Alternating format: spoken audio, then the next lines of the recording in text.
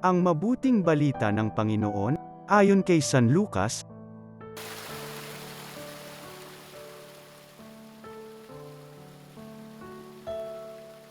Noong panahong iyon, si Jesus ay nagtuturo sa isang sinagoga sa araw ng pamamahinga. May isang babae roon na 18 taon nang may karamdaman, gawa ng masamang espiritong nasa kanya. Siya'y hukot na hukot at hindi na makaunat. Nang makita ni Jesus ang babae, tinawag niya ito at sinabi, "Magaling ka na sa iyong karamdaman."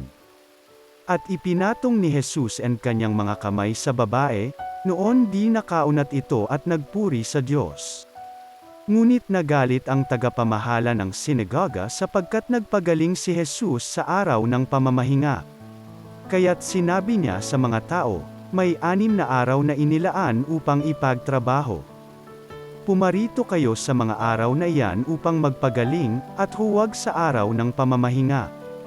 Sinagot siya ng Panginoon, "Mga mapagpaimbabaw, hindi ba't kinakalag ninyo sa sabsaban ang inyong baka o asno at dinadala sa painuman kahit araw ng pamamahinga?"